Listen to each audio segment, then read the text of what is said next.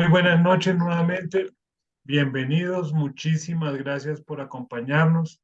Hoy tenemos el honor de que nos va a compartir sus conocimientos, sus experiencias como cuidadora familiar y además pues con su bagaje como psicóloga, fundadora de la organización Yo Soy Creación, conferencista en diferentes espacios, tanto nacionales, ella es colombiana, pero también a nivel internacional.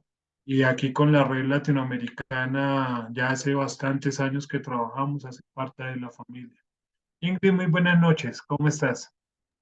Hola a todos, muy buenas noches. Ofrezco disculpas de antemano por si se me escucha un poco tapada, congestionada, pero en Bogotá está haciendo demasiado frío y hoy me cogió la gripe. Entonces de pronto voy a estar eh, sonándome, aplicando, tomando algo para que pueda hacer la charla sin problemas. Bueno, ofrezco disculpas de antemano. Muchas gracias. Ya te compartí el hospedaje, ya puedes colocar tu presentación. Claro que sí. Yo me siento muy feliz de estar el día de hoy con ustedes. Yo soy psicóloga, efectivamente, pero hay algo que tenemos en común y es que yo también soy cuidadora. Entonces, para mí es un orgullo decir que soy cuidadora, para mí es un orgullo eh, haber dado en su momento el acompañamiento y el cuidado en el final de vida y cuidado paliativo de mi abuelita. Esas manitas que ustedes ven ahí de fondo es la mano de mi abuelita conmigo. Esta foto me acompaña siempre en las charlas porque me recuerda el propósito. Cuando nosotros iniciamos dentro del ejercicio del cuidado, no nos imaginamos ser cuidadores. Eso es lo último que pasa por nuestra cabeza. Y eso que venimos de unas dinámicas sociales de cuidar. Entonces, cuidamos nuestro trabajo, cuidamos nuestros amigos, cuidamos la alimentación, procuramos que las personas de nuestro entorno familiar estén bien. Pero ser cuidador como tal no está dentro del radar. Entonces, aquí tenemos esta diapositiva y me dice quién es el cuidador. Entonces, el cuidador principal o el cuidador como tal es la persona que asume la responsabilidad de cuidar y supervisar el estado de una persona, en este caso mayor o dependiente o con una discapacidad, con el objetivo de mantener su bienestar y calidad de vida. Muchos de los que estamos aquí, que ya somos 61 personas, lo más seguro es que no todos seamos cuidadores. ¿Por qué les digo esto? Porque nosotros debemos primero acompañar para después cuidar. Cuando nosotros hablamos de la línea de la vida, imaginémonos una línea de 0 a 100. A partir de los 50 años, hay una transformación en nuestro envejecimiento, en nuestros intereses, en nuestra salud. De los 50 a los 70, me da paso para conocer a mi familia. Todos los que estamos aquí, a veces creemos que cuidar es ajeno, es afuera de la casa. No. Todos en conciencia, ¿quién en este momento dentro de mi hogar necesita cuidado o acompañamiento? Solamente tú lo sabes. Y yo hablo del suegro, la suegra, el tío, la tía, los abuelos, un hijo, la pareja. Todos en algún momento de la vida seremos el engranaje, el bastón, la ayuda del otro dentro del cuidado. Entonces seguimos en esta línea. De 50 a 70, mi abuela tenía un dicho y es que los desmanes de la juventud son los achaques de la vejez. Y comienzan a aparecer la diabetes, la hipertensión, la artrosis, la fibromialgia y nos sorprende. ¿Pero por qué? ¿Tan raro? Pero si yo evito comer dulce o tengo mis atracones por ahí a escondidas, ve tan raro esto, tan raro lo otro, los vicios, el alcohol, el cigarrillo, en algún momento generan genera que se presente una enfermedad en la casa. De los 70 a los 80 hay una transición hacia el cuidado, porque es real, en el envejecimiento hay una disminución del tono muscular, hay una disminución de mis habilidades cognitivas, hay una disminución en mi habilidad de comprender el entorno. En este momento estamos hablando de la revolución del envejecimiento, porque estamos empezando a ver personas mayores que hacen yoga, pilates, natación, bailan, emprenden, estudian. Pero hay personas que desafortunadamente, a raíz de una condición, una enfermedad o un diagnóstico, no pueden hacer esto. Y ahí es cuando entra una de las hijas, la líder de la casa, y estoy muy segura que era la que yo estoy viendo en este momento, la que se conectó el día de hoy. Y esta líder, desde este amor hacia esta mamá, hacia ese papá, hacia este familiar, empieza el ejercicio del cuidado, olvidándose de ella, de sí misma. Cuidar va más allá de un acto de amor, es un acto de responsabilidad y corresponsabilidad. Como yo me cuide, voy a cuidar al otro. Y surge un interrogante: ¿qué retos enfrento como cuidador de una persona mayor? Primera pregunta: ¿cuál es el primer reto que yo tengo, mis amores? Cuando a mí el médico me dice cuál es el diagnóstico de mi familia. Entonces, señora Joana, su mamá tiene Alzheimer, tiene demencia o su papá tiene Parkinson. Y usted ahí dice, puchis, ¿qué pasó acá? ¿Y ahora qué hago? Ese es mi primer reto y es mi primer duelo. Y es el duelo que poco se habla. ¿Por qué? Porque yo me niego a la enfermedad, porque yo tengo miedo de perder a mi mamá, a mi papá, tengo miedo de perder a ese abuelo, a esa abuela, a esa familiar que yo amo, tengo miedo de perderlo. ¿Y qué empiezo a hacer? A negar la enfermedad. Y me convierto en piedra de tropiezo. ¿Por qué? No, me cuesta entender la enfermedad, le doy el medicamento cuando puedo, ¿será que sí? ¿Será que no? ¿Será que esto es algo psicológico? Y comienzo a anular el dolor de mi familiar. Ay, mi mamá sí se queja. Ay, mi papá sí es exagerado. Ay, generando frustración en nuestro familiar y frustración también en nosotras como cuidadores. Y ese duelo es importante reconocerlo, porque es que mi mamá ya no va a ser igual que antes, mi papá no va a ser igual que antes, yo no voy a ser igual que antes. Ahora, ¿qué voy a empezar a hacer?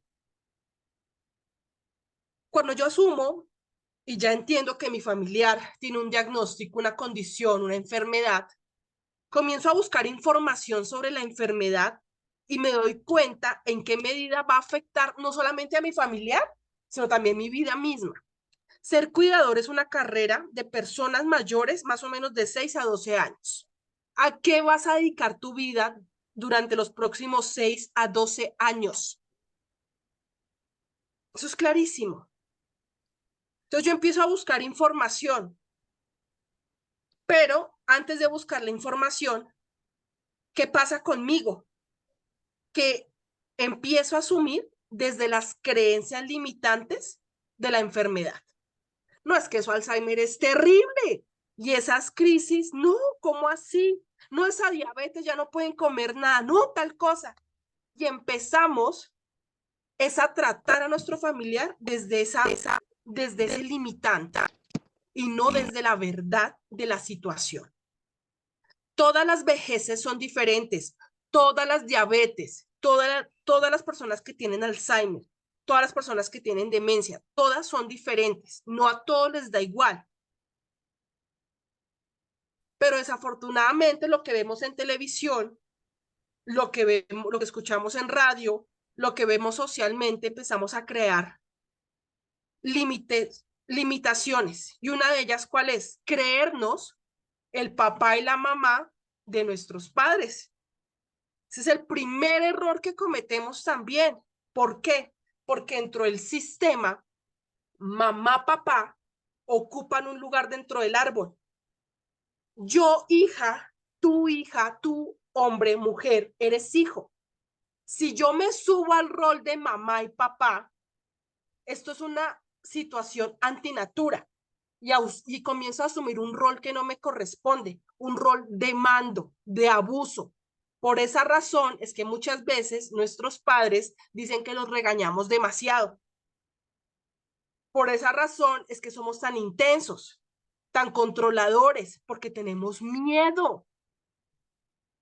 Cuando yo vuelvo a mi rol de hija, de hijo, y comprendo que mamá y papá son papá y mamá con condición, con enfermedad o con lo que sea, empiezo a respetarlos. Las personas mayores no son niños. Las personas mayores no son niños, no se comparan con niños. Las personas mayores son personas que ya han transitado un camino y que en su proceso de envejecimiento, yo como cuidador soy la responsable de que exista propósito. ¿Qué significa el propósito? A mí me llegan a consulta muchas veces diciéndome, ay, es que mi mamá no quiere hacer nada. Mi mamá se la pasa todo el día en el celular. Mi papá, yo lo invito al paseo, no le gusta ir. Debemos entender qué generación estamos cuidando. Las personas que hoy en día tienen 80 y 90 años son la generación del silencio. Una generación que nunca expresaban emociones. Una generación que se cohibió demasiado en autoconcepto, en autoestima, en sentirse merecedor de un algo. Por eso cuando usted le dice a su mamá, mami, ¿qué quieres? Nada. Papi, ¿te gustaría irte de viaje? No sé para qué.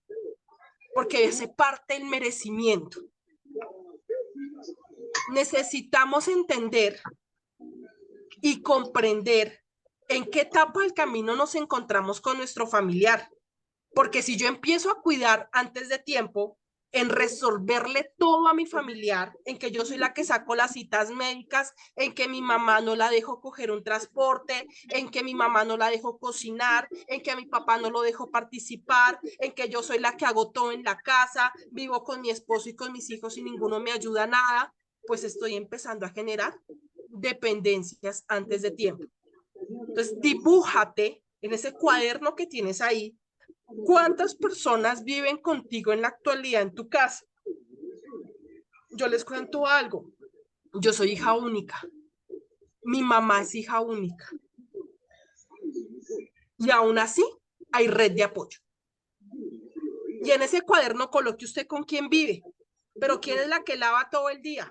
La cuidadora. ¿Quién es la que cocina? La cuidadora. ¿Quién es la que hace el mercado? La cuidadora. ¿Quién es la que resuelve todo? La cuidadora. El verdadero reto del cuidado es saber liderar, y el liderar va de la mano delegar. Si yo no sé delegar, me voy a quemar muy rápido y voy a terminar maltratando a mi familiar. ¿Y de qué manera? Con el lenguaje no verbal. Me siento incómoda, me siento aburrida, quejarte era esto, quejarte era lo otro. Yo como cuidador me enfrento a un reto emocional constante, porque a veces exagero las situaciones que pasan con mi familiar. ¿Por qué? Porque son nuevas. Todo lo que pasa con mi familiar es nuevo, y si yo no me he preparado sobre la enfermedad, eso me va a coger en curva. Usted debe preguntarle a su médico tratante, doctor, ¿a qué me voy a enfrentar? ¿Cuántas fases hay? ¿Qué debo empezar a hacer? Aquí en Colombia, no sé cómo es en otros países, todas las EPS, entidades promotoras de salud, tienen programas de persona mayor, programa de diabetes, programa de Alzheimer, programa de hipertensos, programa para gorditos, programa para todo. Inscriba a su familiar a eso, inscríbase usted como cuidador también a esos programas, para que usted cuente con herramientas para cuidar mejor. Para cuando a su familiar le dio una crisis, ya me habían preparado de esto, ya me habían avisado que esto era posible que sucediera, no te va a afectar tanto y vas a saber actuar. Otro de los retos, ¿cuáles son? ¿Quiero asumir este rol de cuidado? ¿Yo de verdad quiero ser cuidadora? Yo les voy a contar algo y les voy a abrir mi corazón. Yo no quería ser cuidadora. Como les dije, mi mamá es hija única, yo soy hija única y vivíamos con mi abuela en su momento. Y tenía una creencia limitante en el hecho de cuidar, porque creía que la persona que se quedaba cuidando al otro en la casa era un fracasado en su vida, que no iba a poder hacer más. A mi abuela le diagnostican escaras por decúbito, ella tiene que ser hospitalizada y pasan algunas situaciones. Y dentro de ese ejercicio yo voy descubriendo mi vocación y voy reconociendo que tengo habilidades de cuidado y que esas creencias limitantes yo me las había imaginado como excusa para no responsabilizarme de mi vida. Un gran reto que tiene el cuidador es responsabilizarse de su proyecto de vida. ¿Tú qué quieres estudiar? ¿Qué quisieras hacer? ¿A dónde vas? No, es que yo no puedo, es que no tengo quien me ayude, es que a mí me toca todo solo. Y es un discurso ya muy elaborado, muy estructurado, que nuestro cerebro, ¿qué va a hacer? Si yo interpreto que mi entorno, nadie me ayuda, yo estoy sola con mi soledad, mi cerebro, ¿qué va a hacer? Pues sabotearme. ¿Y mis actitudes cuáles van a ser? Agresivas hacia mi entorno. A mí me llegan a consulta muchas veces, me dicen, no, es que mis hermanos a mí no me ayudan en el cuidado. Cuando se hace la intervención familiar, los hermanos dicen, no, sí, yo sí quiero cuidar, pero es que mi hermana no deja. ¿Por qué no dejamos que otros participen en el cuidado? Sí, puede ser que no lo hagan mejor que tú.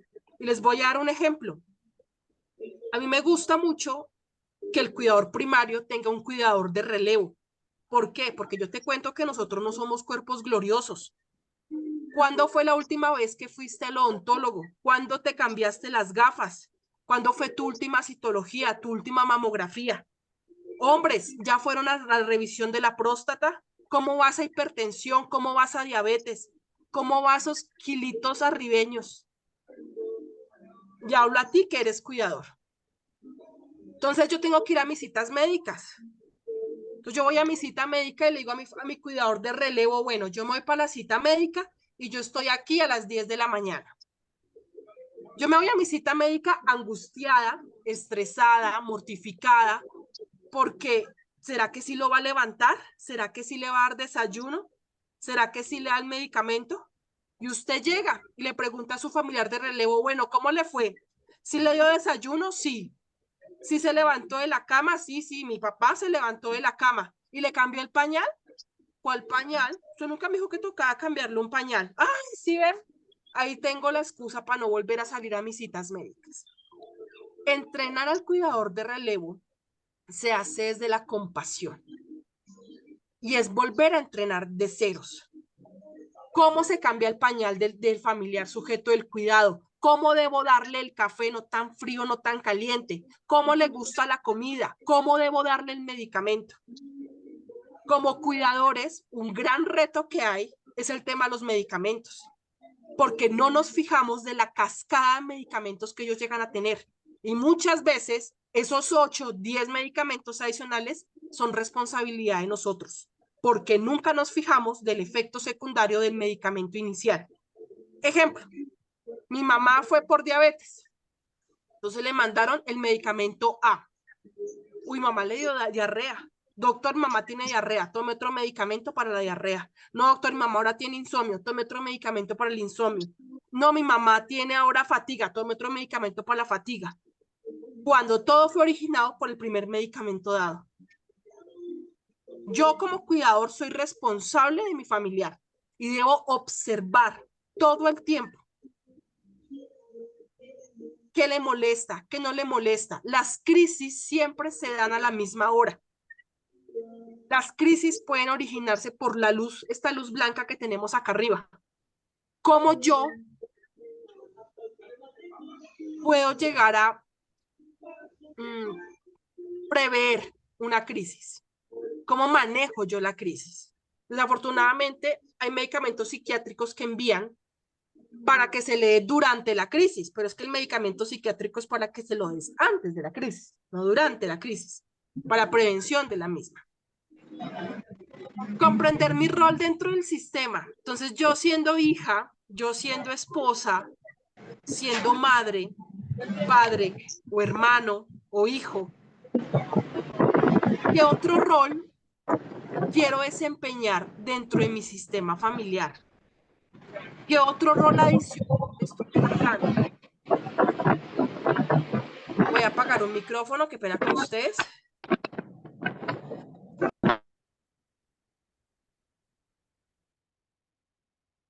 ¿Qué otro rol hay? Nosotros como cuidadores, cuando estamos dentro de un núcleo familiar, debemos entender que todos nosotros tenemos un 100% de responsabilidad por ese familiar sujeto de cuidado. Si yo tengo 4 hermanos, es el 100% de Juan, 100% de Ana, 100% de Isabel, 100% de Jacinto. Yo no puedo cargar estos 400% sobre mí como una cruz. No, yo tengo que empezar a responsabilizar a todos mis hermanos para que se hagan cargo de ese familiar, porque yo no estoy sola. Y la primera red, ¿cuál es? La red primaria, la red de la familia. Ahora, ¿con qué red de apoyo cuento para el cuidado? Con todos mis hermanos. En mi caso, que yo soy hija única, mi mamá tiene primas hermanas. Entonces, uno las involucra. Les pregunto, ¿ustedes quisieran participar en el cuidado? Claro, ¿cómo no? Si Olguita en su momento nos cuidó y pues estamos pendientes de ella. Si en definitiva usted está solo con su soledad, la relación con sus familiares no es tan buena, usted tiene a su cargo o a su responsabilidad o a su disposición, discúlpeme, la red secundaria. Y es todo lo que tiene que ver con la red comunitaria. ¿Cuál es esa red comunitaria? Estos escenarios. Esto es un escenario comunitario de información, de datos. No es que a mí no me da muy bien con los vecinos que digamos, no tenemos amigos, no hay habilidad social, poco.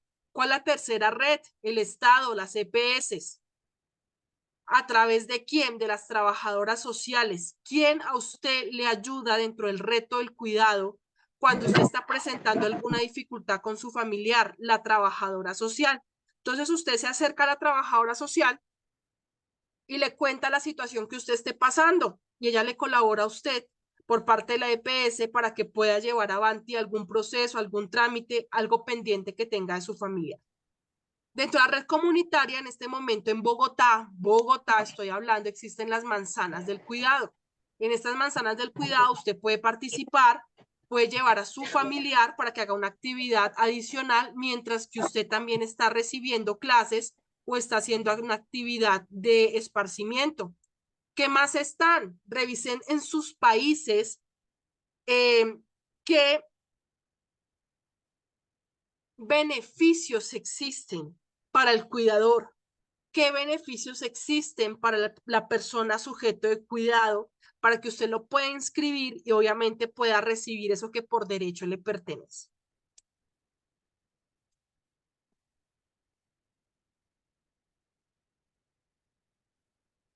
Y una pregunta importante dentro del reto, ¿y yo dónde quedo? ¿Yo dónde quedo? ¿Quién cuida al cuidador? El cuidador se cuida a sí mismo porque se espera que sea una persona autovalente. Y yo como responsabilidad propia, como persona autovalente, debo aprender a colocar límites, aprender a decir no, porque no también es una respuesta, aprender a delegar. Es que no me lavan bien los platos, yo termino lavándolos. No, yo les quiero contar. Muchas veces nosotros queremos que todos participen dentro del ejercicio del cuidado con nuestros hermanos. Pero hay veces en que nosotros o nuestra relación con la persona que estamos cuidando no es la mejor. Entonces yo cuido a papito. Mi papito es lo mejor del mundo, mi papito es lo más hermoso, pero mis hermanas no me ayudan. Pero es que cada una me va a contar una historia diferente de papito. Y hay veces que nosotros como cuidadores terminamos cuidando a quien nos hizo más daño. Terminamos cuidando a la mamá bélica, a la mamá que nos insultó, que nos humilló, que no nos, que la relación estaba quebrantada. ¿Qué busco con esto? Que entendamos que la vida, no importa en qué etapa del camino, busca reparar. Y en ese cuidado, yo reparo. Y en ese cuidado yo suelto. Y en ese cuidado yo voy a sanar. Y desafortunadamente, cuando estas personas que fueron bélicas conmigo, que me hicieron daño por X o Y razón, tienen una crisis, hay veces que sus crisis generan unos insultos muy dolorosos. Un golpe pasa. Yo tengo varias cicatrices de las uñas enterradas de mi abuelita en mis manos. Pasa. Pero hay insultos que quedan marcados. Y cuando nuestro familiar tiene crisis, tiene una demencia tipo Alzheimer o una demencia o un Parkinson, hay momentos donde tiene una alteración cognitiva de su entorno y va a vociferar situaciones incómodas, hirientes. Y mi reto como cuidador es no engancharme con eso. Nosotros no estamos peleando con papá, con mamá, ni con la abuela, ni con el abuelo. Nuestro reto es comprender desde la compasión, no la lástima, la enfermedad. Y que esa enfermedad se originó por un algo, para reparar, para sanar, para darme cuenta de mis habilidades. Todo lo que ocurre en mi vida tiene un propósito. Piensa, hoy aquí estamos, 18 de octubre del 2023, 7:58 de la noche. ¿Cuál crees que es el propósito de que tú estés cuidando hoy en día? Muchas veces nosotros nos enfrascamos en nuestro cuidador, nuestro familiar sujeto de cuidado, que nos olvidamos de nuestros hijos, de nuestras hijas, de nuestro esposo, de nuestro entorno como tal. Y olvidamos que nuestro entorno también nos reclama. Nuestro entorno también necesita de nosotros. Yo no puedo obligar a mis 5 hermanos a que cuiden. Entonces yo tengo que entrar a una conciliación. ¿Cómo vamos a cuidar a mamá o a papá o a este familiar que quizás tiene o no tiene una pensión? No es que yo no quiero cuidar a mi mamá, válido, pero entonces ¿con qué vas a participar? No, pues yo puedo sacarla cada 8 días. Ok. El otro, no, pues contratemos un tercero para que vaya y cuide. Ya que hablamos del cuidador que es contratado, el cuidador que es contratado, poco se habla de él, porque siempre hablamos del cuidador familiar, pero el cuidador que es contratado ve muchos escenarios disruptivos familiares y se carga con eso y lleva eso a su casa, porque se da cuenta que maltratan a la persona mayor, que maltratan a la persona que están cuidando, que quisieran intervenir, que quisieran poder subsanar ciertas cosas. Aquí en la red yo aprendí algo muy poderoso y se lo agradezco mucho a Juan Carlos. Los cuidadores no son empleadas domésticas. Y muchas veces por la necesidad del dinero asumimos un rol doméstico y nos olvidamos que como cuidadores tenemos que aprender muchas habilidades: estimulación cognitiva, estimulación física, terapia ocupacional. Muchos dicen, no, yo aquí cuido a mi familiar, a duras penas les pasaron medicamento. Yo cuido a mi familiar y uno va a la casa a visitarlos y la persona está mirando por la ventana. Yo cuido a mi familiar y todo el tiempo es un grito, una intensidad, un sofoco, por lo mismo cargado que estamos. Nosotros no podemos olvidar nuestra salud mental. Todo trabajo rutinario genera un agotamiento físico y emocional y termino teniendo esto, el síndrome del cuidador quemado. ¿Qué es lo que me está sobresaturando? Nosotros los colombianos, o bueno, no sé, en otras partes, tendemos a hablar en grueso. ¿Y qué es hablar en grueso? Yo necesito que me ayuden, pero que te ayuden ¿en qué? A bañar, a darle un alimento, a que te den insumos, a que participen contigo tus familiares en el cuidado. Cuando yo empiezo a reconocer dentro de este tarro grueso de necesidades y empiezo a ser específico en lo que de verdad necesito, va a ser más fácil. Son muy pocos los cuidadores que llegan al éxito de la tranquilidad en el cuidado. Recuerden que toda enfermedad, patología, condición tiene fases. Y me pasó, lo viví, le cogí el tiro a la fase 1 en la demencia, ya sabía cómo hacer, cómo tenía que estar con mi abuelita, qué tenía que hacer en una cosa, en la otra. Pero llegó la fase 2, cambiar pañales. Yo, puchis. Bueno, por lo menos avisa para hacer del cuerpo. Pero cuando llega esa parte, esa tercera fase que ya no avisa y que todo hay que cambiar pañal, genera malestar. Porque esto agota mucho, esto agota demasiado. Doctor, dígame, entréneme. Pidan, cuando ustedes vayan a las terapias pulmonares de sus familiares, aprendan a hacer las terapias pulmonares. Muchas veces el cuidador llega a la consulta con el celular. ¿Qué doctor? Sí, sí, sí, no se preocupe. Ay, mira el TikTok, mira el Instagram. Aprenda cuando el fisioterapeuta, la fonoaudióloga, el nutricionista está con su familiar, porque eso le va a salvar la vida en un momento de crisis. ¿Cuántas personas tienen EPOC, tienen afectado uno de sus pulmones, se desaturan y el cuidador no sabe qué hacer ni para dónde correr?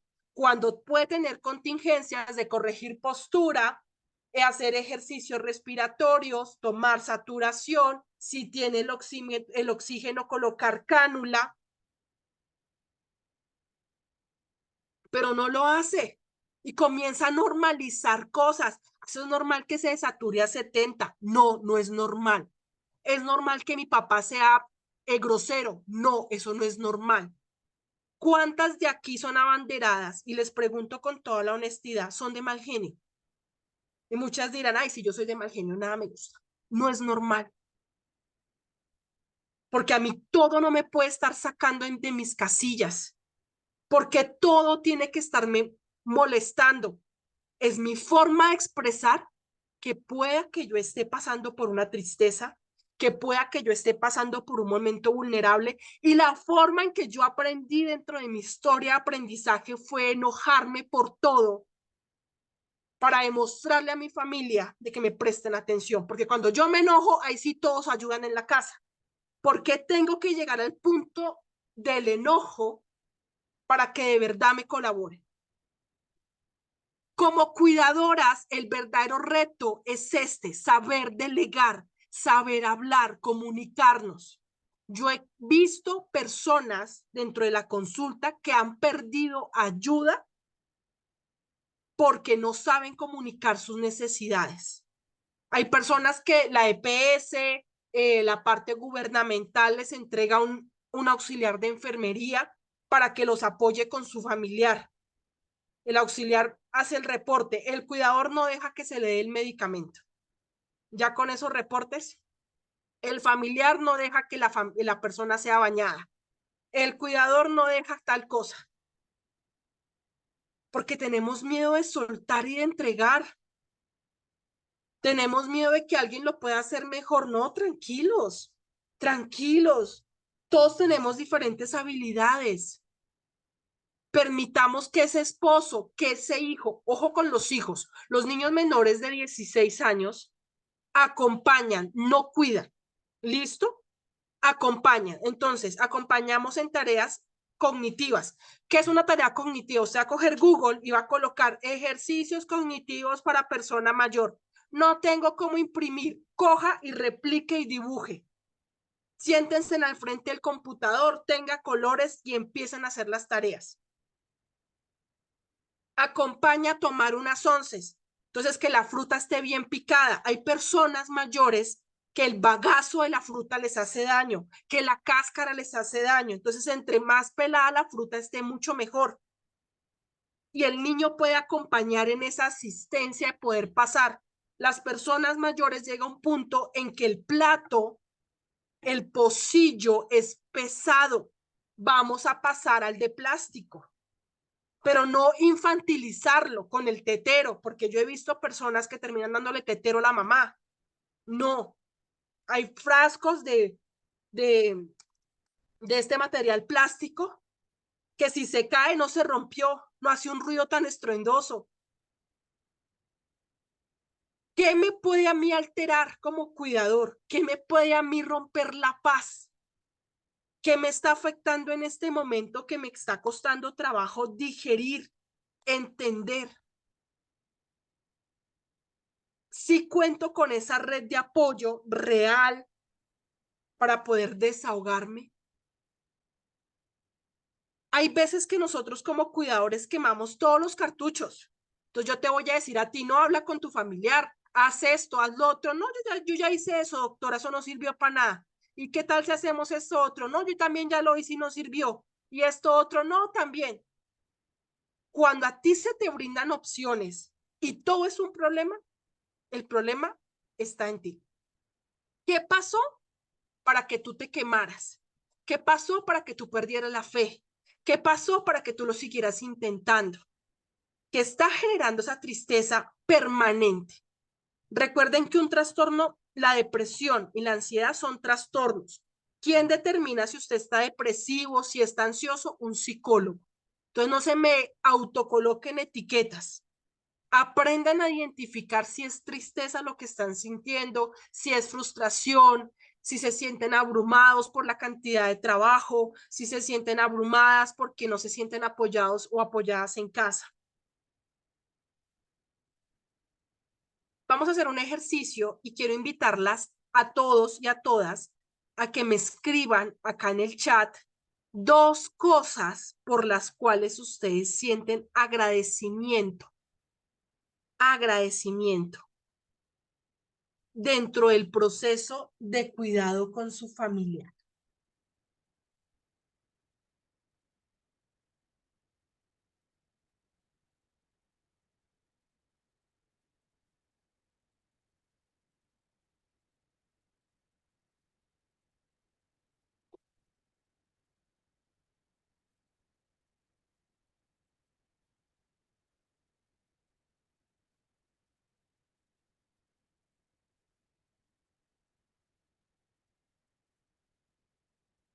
Escribamos ahí, sintamos esa gratitud, mis amores, esa gratitud por esta oportunidad de estar en este momento con ese familiar sujeto del cuidado, disfrutándolo, conociéndolo, atendiéndolo. Permítanme que se me fue la diapositiva.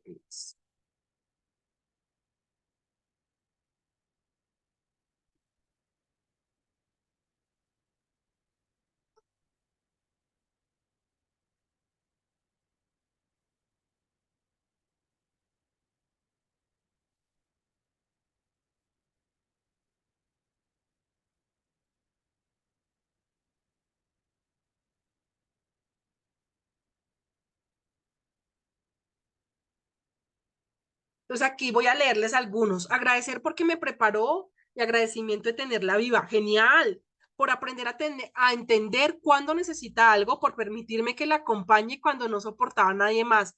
Miren que a veces esas son pequeñas victorias. Cuando nos damos cuenta que nos prefieren a nosotros que a otra persona, ay, se siente un fresquito chévere, porque nos damos cuenta que estamos haciendo las cosas muy bien por aprender a entender cuando necesitaba algo, por permitirme que la acompañe cuando no soportaba a nadie más, o amor y solidaridad, gratitud, muy bien, de ser la persona más especial que tiene mi esposo, ay, que es esta bendición, gratitud por las experiencias vividas, gratitud por aprender a conocer hasta dónde puedo llegar y todo lo que puedo aprender.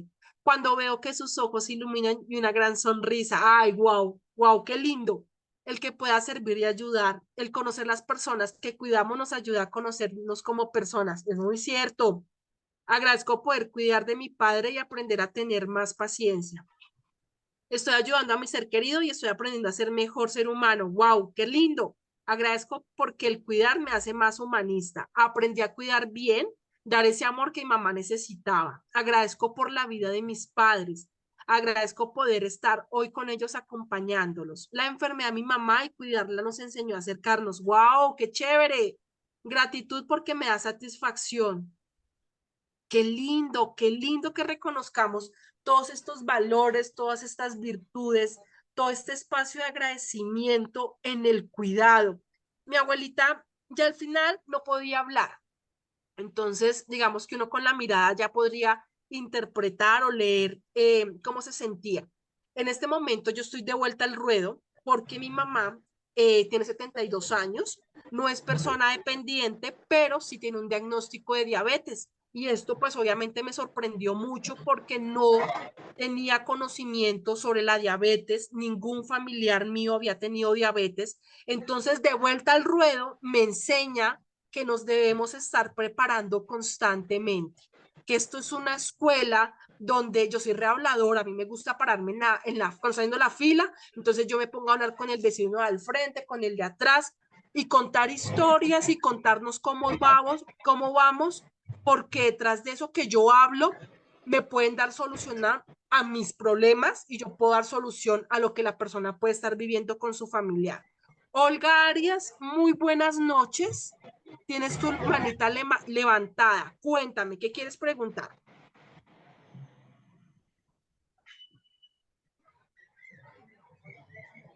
Olga,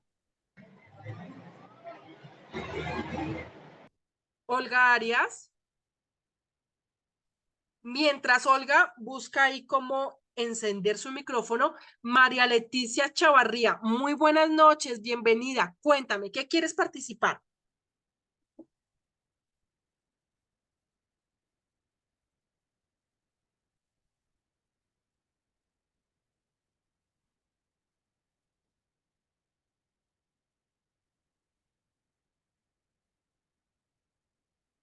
Veo que no. Levantaron de pronto la manita ¿por qué? Por accidente. Tranquilos. María Leticia, Buenas noches. buenas noches. ¿Cómo estás? Bienvenida. Está muy interesante la conferencia y yo estoy agradecida, o sea, porque yo me siento agradecida porque no tengo a mi madre en este momento, murió hace 6 meses, pero estuve en el momento, en todo el momento que ella me necesitó, estuve a su cuidado, estuve pendiente de ella. Muy Entonces, una satisfacción muy grande que uno queda cuando ellos ya no están o cuando uno está con ellos todavía compartiendo. correcto, sí, señora. Son satisfacciones que nos llenan el corazón y hacen un poco más llevadero el duelo. Gracias por comentarnos esto, María Leticia. Yo quiero contarles algo, mis amores, y es que cuando nosotros cuidamos a nuestro familiar, el hecho de enfrentar la enfermedad y posible trascender, ¿a qué me refiero? Que pueda llegar a morir en el futuro, nos abruma mucho, nos asusta demasiado. Y yo quiero invitarlos a que revisen cómo está su familiar, cómo está esa relación con esa persona y en qué etapa del camino se encuentra, en qué fase está, fase terminal, fase crónica, que ojalá recuerden esta palabra, cuidado paliativo. El cuidado paliativo nos salva de muchas cosas y nos hace un acompañamiento muy fuerte, porque el cuidado paliativo no solamente es para la persona que está en esa enfermedad crónica, en esa, con esa patología degenerativa que ya no hay vuelta atrás, sino también va a haber un acompañamiento social para nosotros como familia. Y es recordarnos la buena labor que hemos hecho. Nosotros como cuidadores a veces nos damos muy duro en el cuidado. Y yo sé que hemos cometido errores. De 10 cosas, quizás hemos cometido 3 cosas mal. No quiero que esto sea tu látigo constante. Es que yo debía haber hecho y no hice, es que yo porque grité a mi mamita así, yo no debía haber hecho esto con mi papito. Eso hay que entregarlo, porque nosotros hacemos las cosas con base a las herramientas que tenemos. Y esa cruz y esas cosas que nosotros decimos que no son tan chéveres, no pueden opacar las 7 cosas maravillosas que sí hemos hecho. Porque cuando fallezca nuestro familiar, y de pronto este no es el escenario para eso, pero sí quiero comentarles, cuando fallece nuestro familiar, estas 3 cosas no nos van a querer boicotear y va a hacer que nuestro duelo sea muy pesado. Es que sí, ve, yo porque llevé a mi mamá ya, yo no debo haber utilizado eso, entonces nos vamos a comenzar a atormentar. No, tú tienes que recordar las 7 cosas maravillosas de que estuviste ahí, le diste la mano, le diste de comer, la cambiaste con amor, hiciste cosas desde esa compasión y eso te va a ayudar mucho a que tu duelo sea más llevadero. Nosotros debemos tener claro eso, cómo está mi familiar hoy, cómo le estoy dando yo los medicamentos. Hay veces que yo le doy todos los 10 medicamentos de una vez para que no me esté estresando. No, mis amores, revisen eso. Si usted el doctor le dice que tiene que dar el medicamento a las 10 de la mañana, a las 12 del día, a las 3 de la tarde, hágalo. Revise, tome nota, lleve su bitácora. El medicamento A con el medicamento B le dieron diarrea.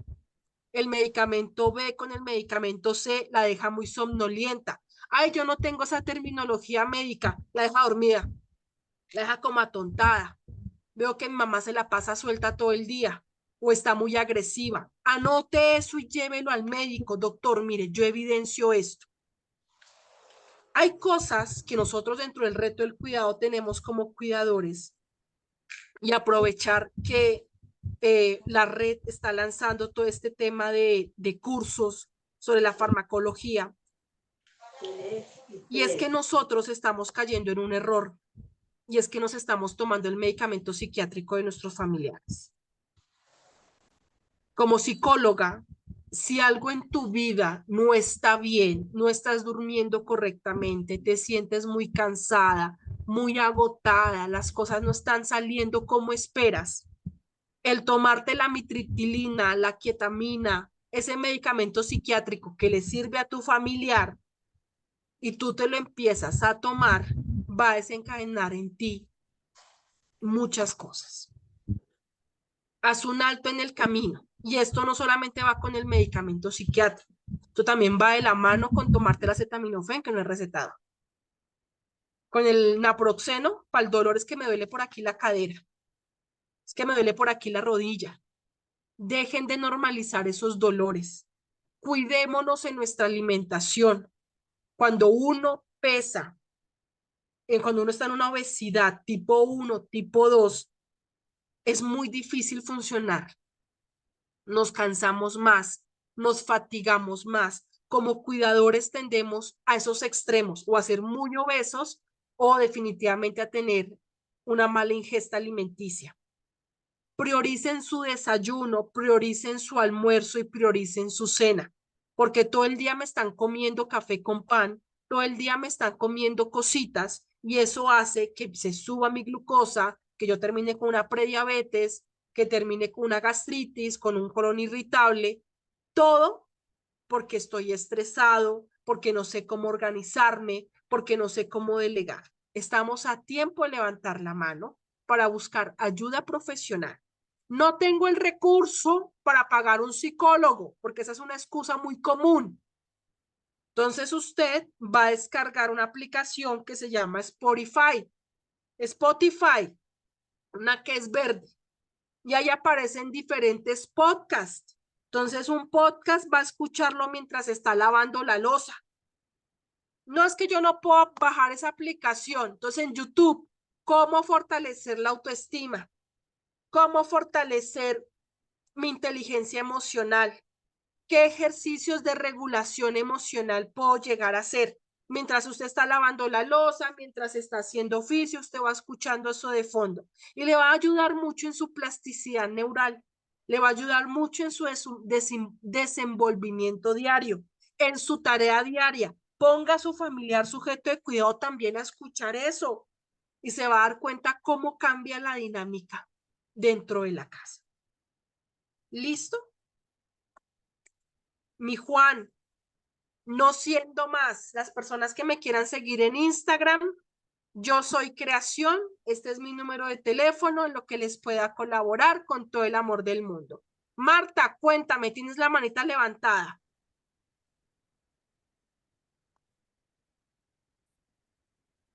Me tienen manitas levantadas, pero no me preguntan nada. ¿Por qué? Mercedes. Muy buenas noches, doctora. Buenas noches, Mercedes, ¿cómo estás? Bienvenida, qué rico escucharte. Gracias, muy amable. Doctora, yo primero que todo, para saludarla, para darle las gracias a usted, a la red latinoamericana, porque realmente para mí ha sido muy enriquecedor.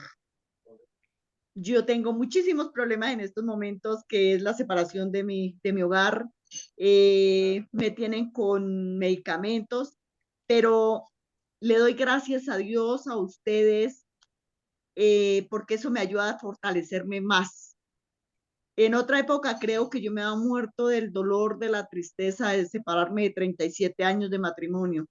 Sí, me ha dado duro, no voy a negarlo, pero también entiendo que tengo que valorarme, que quererme, que ya no se pudo más luchar por ese hogar y que pues hasta aquí ya hemos llegado y hasta aquí. Que lo que me preocupa en estos momentos es que estoy sin trabajo, pero yo sé que tengo que seguir luchando y seguir y conseguir mi trabajo y eso me fortalece mucho, porque yo, las personas de la tercera edad son mi vida. A mí me encanta, me fascina ayudarlas y a Dios le pido que me hasta el último momento, ojalá el día que mi Dios diga yo te necesito, hasta ese momento puede estar ayudando a una persona, porque esa es mi alegría, ese es como mi ser, soy como muy, Propósito. sí, y eso lo aprendí o le doy gracias a Dios, porque no tuve la oportunidad de ayudar a mi padre ni a mi madre, a mi padre en una trombosis, que quedó 4 años en una cama y nunca le ayudé a mi madre a cambiar un pañal. Somos 5 hijos, cada cual cogió por su lado, mi mamita le tocó sola. Mi madre le dio cáncer, pues íbamos unos de los hijos tal cual ves o así, pero no estuvimos pendientes de ella. Entonces ese remordimiento como que cada día me atacaba y cada día yo, ¿por qué no hice? ¿Por qué? ¿Por qué? ¿Por qué? Y eso me llevó a estudiar enfermería, eso me llevó a, a, a explorar, a saber que yo podía ver de las personas de la tercera edad y que yo podía, lo que no hice con mis padres, podía dárselos a ellos. Y eso es lo que quería comentar.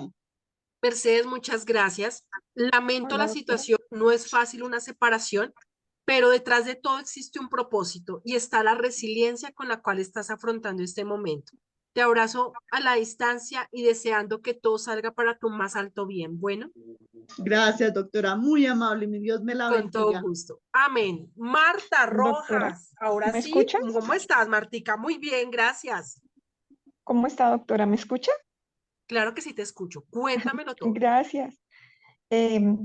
Bueno, muy agradecida por el espacio, muy interesante. Tengo el placer de distinguirla y sé que es una persona maravillosa. Nos, ha- Nos orientó mucho cuando estaba en Compensar realmente un trabajo maravilloso allá. Tu Lamentamos mamá es que se Teodolinda, haya ido. ¿verdad? Sí, sí, tan bella. Sí, de acuerdo. Pero pues, como tú sabes, yo tengo un papá que tiene una demencia, ya está en postración. Y pues él se alimenta ya por una sonda. Hay días que está muy mal, un día se quema, otro día le aparecen rajitas en el cuerpo. Bueno, son cómo enfrentar el hecho. Yo a veces me siento muy culpable porque a veces lo veo tan mal. Y digo, Dios mío, ¿por qué mejor no te llevas a mi papi? Y como a la media hora digo, ay Dios mío, ¿yo por qué tengo que pensar eso? Y la verdad es que a veces eso me lastima, o sea, yo no es que no lo quiera cuidar, lógicamente, o que con mis hermanos no quisiéramos, sino que a veces es como ese dolor de verlo después de que él fue un señor tan activo y, y pues nosotros tenemos mi mami pues con el Alzheimer, mi papi con la demencia, yo tengo a mi esposo en su silla de ruedas y a veces se hace complicado, pero ni siquiera es por eso, sino es esa sensación de decir, ¿cómo hago para no tener esos pensamientos de que quisiera que mi papi ya no esté así? O sea, de que Gracias preferiría por decir que eso. muriera, Mira, perdón, pero no tienes es que pedir perdón difícil. por eso, porque las 81 personas que estamos acá hemos pensado eso de nuestro familiar. Y esto es algo que es una realidad, porque unos, en un momento de crisis, uy, mi mamá o mi papá me gustaría que se desapareciera. Dos, en la situación de cuidado paliativo que se encuentra tu papá. Y aquí entra, y es ser consciente de eso. O sea, yo deseo que el papá ya descanse, ya muera, ya trascienda. ¿Qué está más bien generando dentro de él para mantenerse acá? Todo bajo el cielo tiene su tiempo. Ni tú ni yo sabemos cuándo será ese cuándo. Pero cada vez que tú tengas ese pensamiento, entrégalo. Sí, reconozco, sé que mi papá necesita descansar. Y no es desde ese deseo de muerte, no, que se muera ya porque me tiene desesperada. Hay veces que algunos piensan así. No, No. es tener ese pensamiento de, ya es momento que mi papá descanse.